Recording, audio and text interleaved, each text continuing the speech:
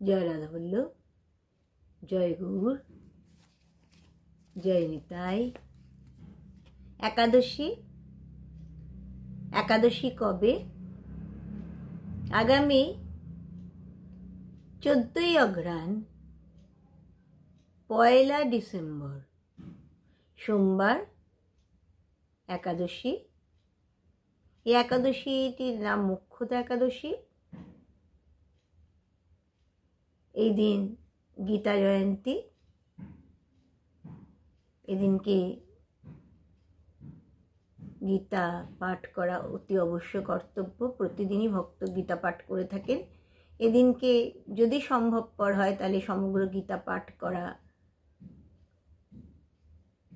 যদি সম্ভবপর হয় সমগ্র গীতা পাঠ করা, তাহলে সমগ্র গীতা পাঠ করাই এদিনকে অত্যন্ত আনন্দের, যদি সমগ্র গীতা পাঠ করা যায়। না হলে অন্তত একটা অধ্যায় যেন অন্তত পাঠ করা হয়। আর পরের দিন পারণ পড়েছে 9:45 মধ্যে, সকাল 9:45 মধ্যে পরের দিন পারণ পড়েছে। তো গীতা, এদিনকে গীতা জয়ন্তী, সেই জন্যে আমরা চেষ্টা করব যাতে আমরা সেদিন গীতা পাঠ করতে পারি। এখানে গৌরাঙ্গ মন্দিরে সকলে মিলে সমবেতভাবে গীতা পাঠ করবেন।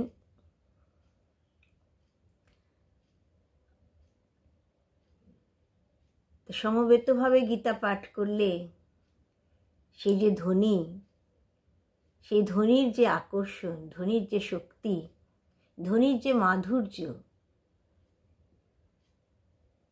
সেটা কর্ণেন্দ্রিয়কে এতটাই আনন্দ প্রদান করে থাকে, যেটা ভাষায় ব্যক্ত করার মতো ভাষা আমার নেই। তা আমরা চেষ্টা করব যতটা অধ্যায় আমরা সেদিনকে পড়তে পারি। সেদিনকে গীতার আবির্ভাবের দিন, তাই প্রথমে মঙ্গলাচরণ করে গীতা পাঠ করতে হবে। ওং পার্থায় প্রতিবোধিতাং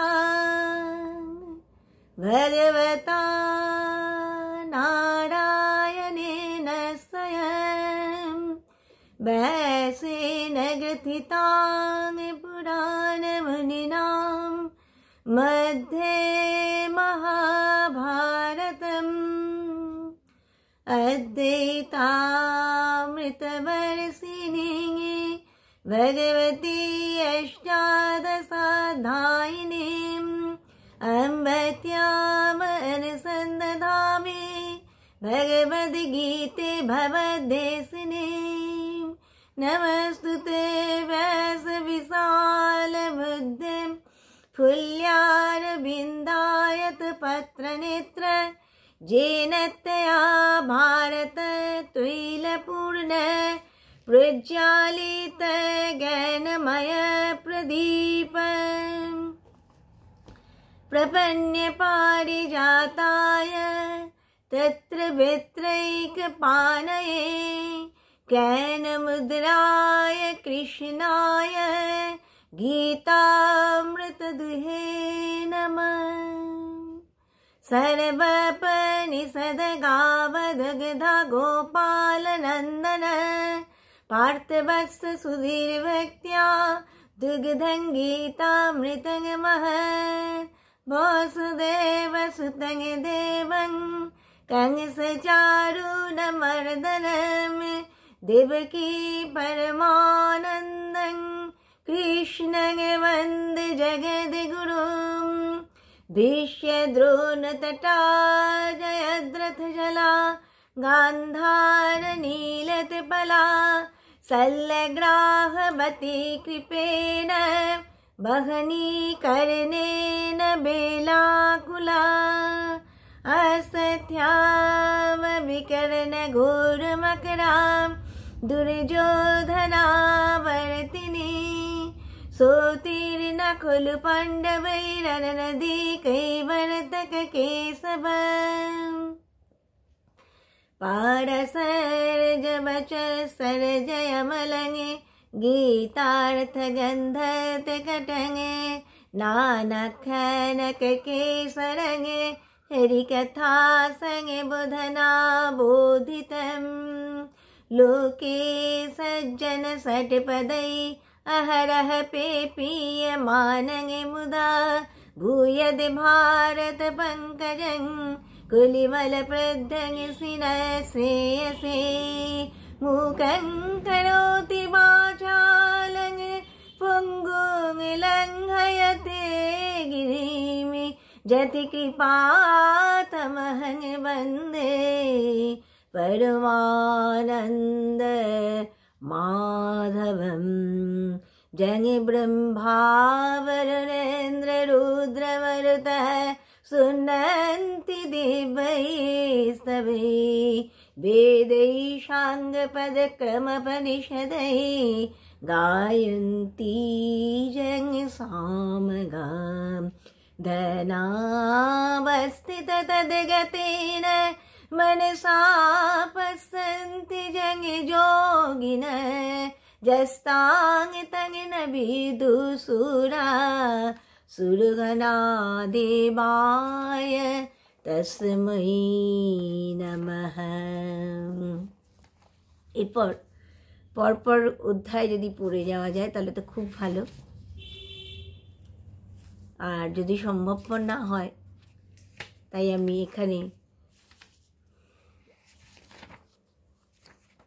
ভক্তিযোগটা পড়ছি। ভক্তিযোগটা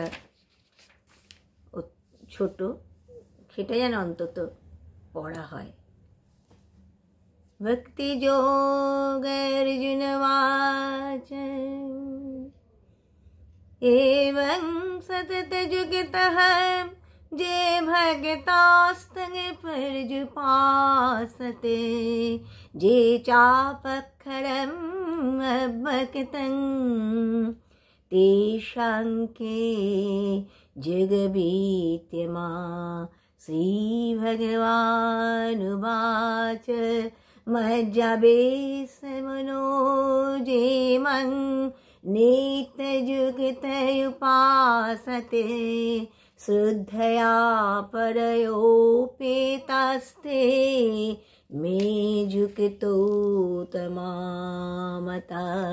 जे तत्सरङ्गनिर्दश्यम् अभक्तं पर्जुपासते सर्वत्र गमचिन्तं च कूटस्थम् अचलं ध्रुवं संनियमेन्द्रियग्रामं सर्वत्र समबुद्धय ते प्राप्नुवन्ति मामेव सर्वभूतो हिते रता क्लेश अधिकतरस्तेषाम् अभक्तासक्तचेतसाम् अभक्ता हि गतिर्दुःखं देहवद्विरमापते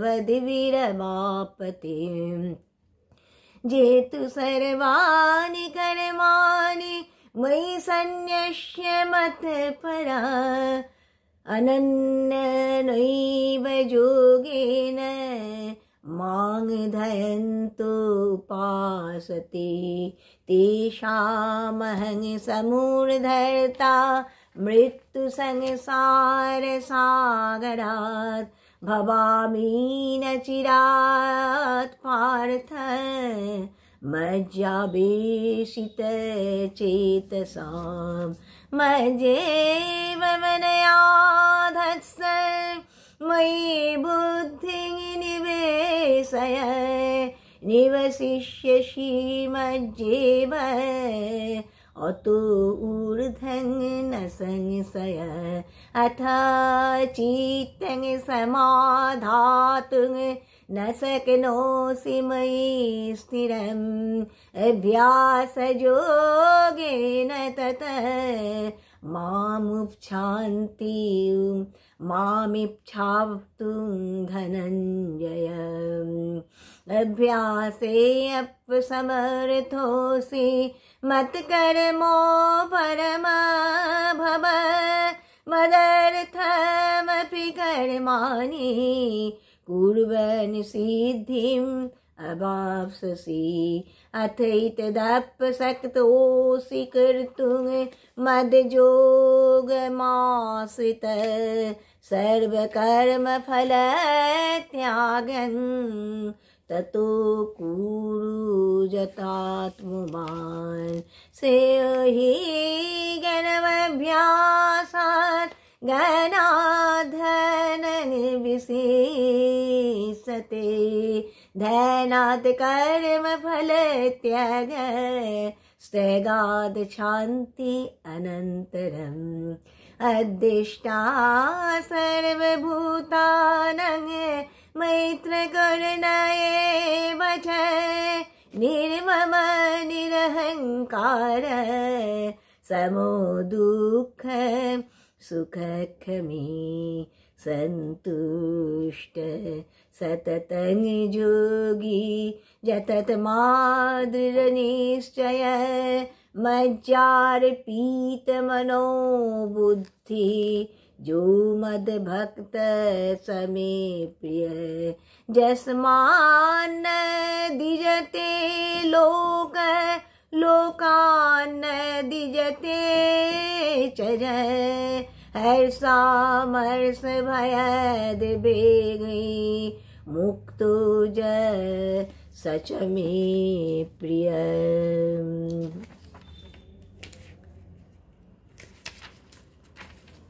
अनापेक्ष शुचिर्दक्ष उदासीन गतवथ सर्वब्रह्म परित्यागी जो मद्भक्त समे प्रिय जो न रिष्यति न दिष्टि न शोचति न काङ्क्षति शुभाशुभ परित्यागी भक्तिमान् च समे प्रिय समशत्रौ च मित्रे च तथमानपमानय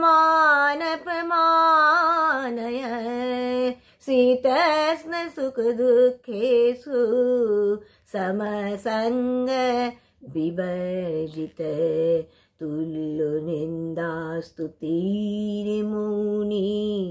सन्तुष्ट येन केनचित् अनिकेत स्थिरो मोति भुक्तिमान् मे प्रियो नर जेतु धर्मामृतमिदं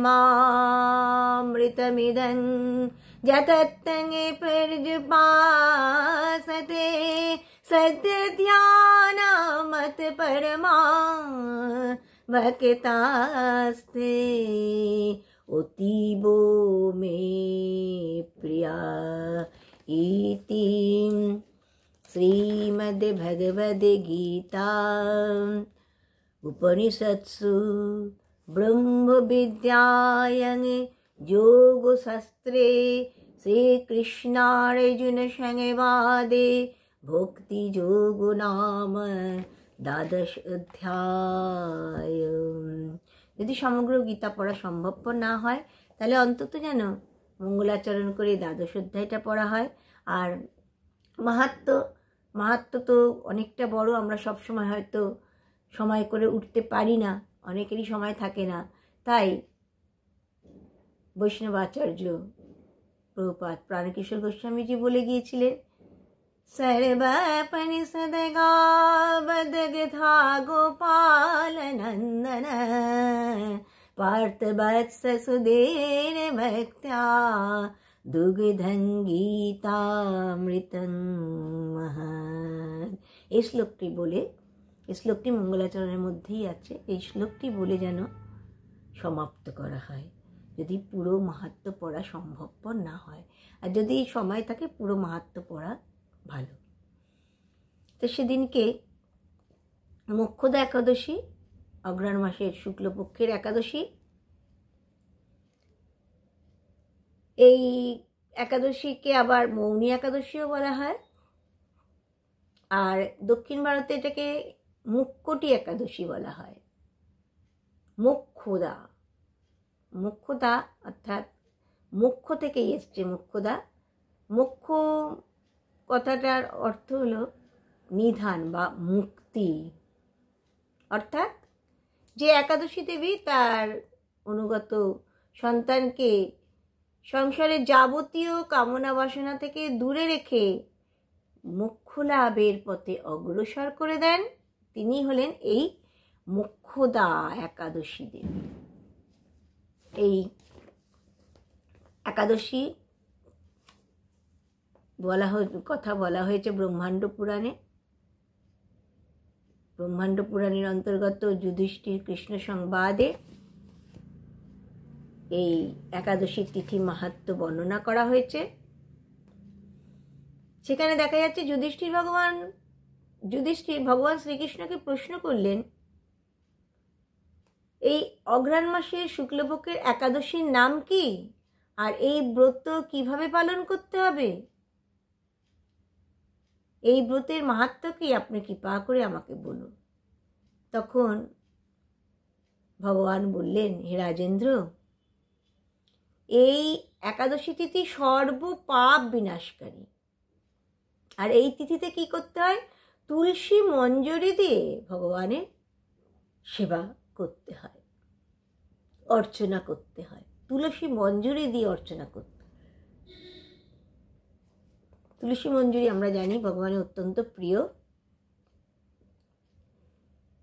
তাই অন্যদিন প্রতিদিন হয়তো মঞ্জুরি সমেত তুলসী আমরা দিতে পারি না, কিন্তু এই দিনকে মঞ্জুরি সমেত তুলসী দিয়ে ভগবানের অর্চনা করতে হয়। আর এই ব্রত পালনে বলা হয়েছে বাজপেয় যজ্ঞের ফল লাভ করা যায়। পূর্বে বেঘানস বা বৈঘানসও বলা হয়েছে অনেক জায়গায়, নামে এক রাজা ছিলেন। তিনি এই চম্পকনগরে রাজত্ব করতেন। তো রাজা অত্যন্ত প্রজাবৎসল ছিলেন। রাজ্যে সর্বত্র শান্তি বিরাজমান ছিল। রাজার রাজত্বে অনেক ব্রাহ্মণ ছিলেন। তো রাজা একদিন রাত্রিবেলা স্বপ্ন দেখছেন যে তার পিতা নরকে পতিত হয়েছেন। তাই দেখে রাজা তো খুব দুঃখিত হলেন, অবাক হয়ে গেলেন। তো তিনি সব ওই বেদজ্ঞ ব্রাহ্মণদের ডাকলেন, ডেকে তার স্বপ্নের কথা তিনি তাদের জানালেন। তিনি তাদের কাছে জানতে চাইলেন কিভাবে পিতাকে এই নরক যন্ত্রণা থেকে উদ্ধার করা যায়।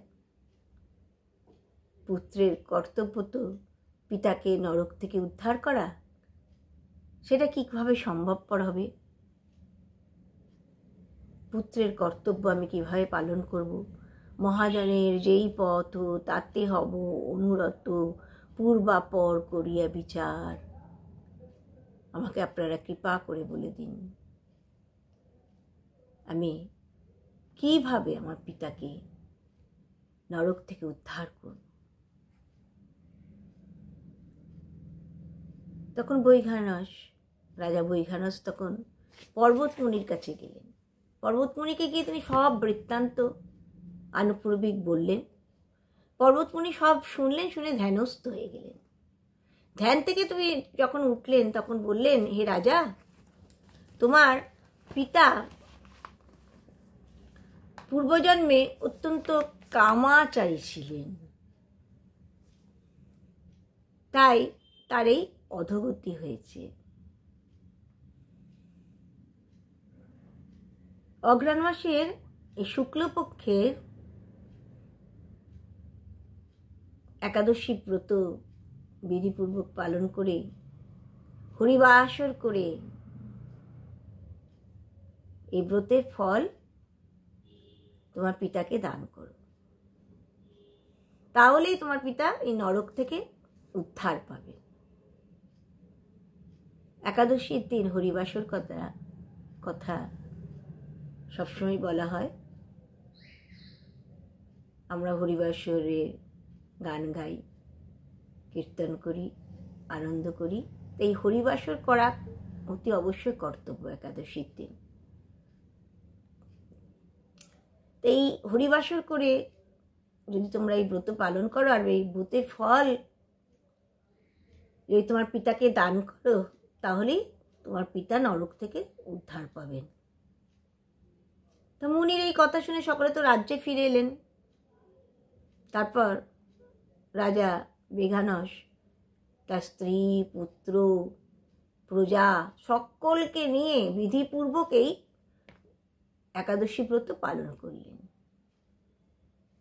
আর এই ব্রতের যে পূর্ণ ফল সেটা পিতাকে সমর্পণ করলেন। পিতা এই পুণ্যের প্রভাবে পিতা স্বর্গলাভ করলেন আর পুত্রকে অনেক আশীর্বাদ দিলেন। ভগবান বলছেন, হে রাজন, এই মোক্ষদা নাম্নী তিথির বিধিপূর্বক যদি এই ব্রত পালন করা হয় তাহলে সমস্ত পাপ বিনষ্ট হয়ে যায়। আর ব্রতী তিনি ভগবত ধামে বাস করেন। শুধু তাই না, শুদ্ধ প্রেম ভক্তি লাভ করে তিনি দুর্লভ মানব জন্ম ধন্য করেন। এই কলিযুগে তো মানুষ অন্নগত প্রাণ, তাই কলির জীবের নরক ছাড়া তো আর গতি নেই। একমাত্র এই কৃষ্ণ বহির্মুখ যে জীব, সেই জীব এই একাদশী ব্রত পালন করলে কৃষ্ণমুখী হবে। কৃষ্ণ প্রীতির জন্য কৃষ্ণ সেবা করে তারা ভগবত ধামে পৌঁছতে পারবে, কৃষ্ণ ধামে পৌঁছতে পারবে। তাই জাতি বর্ণ নির্বিশেষে এই একাদশী পালন করা অতি অবশ্য কর্তব্য। একাদশীর দিন অতি অবশ্যই হরিনাম সংকীর্তন করতে হবে। বেশি সময় চেষ্টা করতে হবে যাতে জপ করা যায়, তার স্তব প্রার্থনা কীর্তন করা যায়। তাই আমরা এখন একটু নাম করি। হরে কৃষ্ণ কৃষ্ণ কৃষ্ণ হরে হরে, হরে রাম রাম রাম হরে হরে, হরে কৃষ্ণ কৃষ্ণ কৃষ্ণ হরে হরে, হরে রাম রাম রাম হরে হরে, হরে কৃষ্ণ কৃষ্ণ কৃষ্ণ হরে হরে, হরে রাম রাম রাম হরে হরে। জয়রাধ বল্লভ। এ নামের ধ্বনি যেন কানের মধ্যে সদা সর্বদা অনুরণিত হতে থাকে, তার চরণে প্রার্থনা। জয়রাধ বল্লভ। জয় গৌর, জয় নিতাই।